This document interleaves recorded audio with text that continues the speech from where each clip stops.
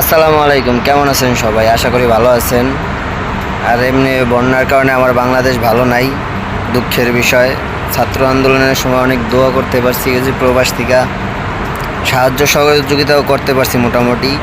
কিন্তু ভিডিওটা আসার কারণ কি, যে মিরাজ আফ্রেদি যে কন্টেন্ট ক্রিয়েটার, আল্লাহ তারে শারীরিকভাবে অসুস্থ বানাইছে, সেটা আল্লাহই বানাইছে। কিন্তু এখন এই ত্রাণ নিয়ে যাওয়ার নামে, সাহায্যের নামে সে যেইভাবে গেছে, তারে কেয়ার করতে 3-4 জন লাগে।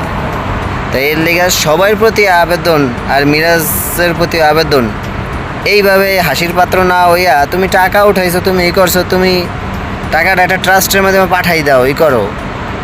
কিন্তু হাসির পাত্র হইও না। ওই জায়গায় যারাই যাইতেছে, এখন মনে হইতেছে টিম যাইতেছে পিকনিকে, পিকনিক না, ওই জায়গাটার অবস্থা অনেক খারাপ। হ্যাঁ, সবাই সাহায্যের হাত বাড়াই দাও। তোমরা 50,000 টাকা তুলে 30,000 টাকা নিজেরা খরচ করে 20,000 টাকা দেখাইতে যাও, ওরকম না। 50,000 টাকা অনেক ফান্ড আছে, ট্রাস্ট আছে, এগের মধ্যে দিয়ে দাও ভাই। ঠিক আছে, কেউ হাসির পাত্র হইতে যায়ও না, সবাই যাও, এই করো। দুর্যোগের সময় ঐক্যবদ্ধ হয়ে সব আমরা মোকাবেলা হইবে, কারণ স্বৈরাচার দেশ থেকে গেছে, অনেক ষড়যন্ত্র হইব।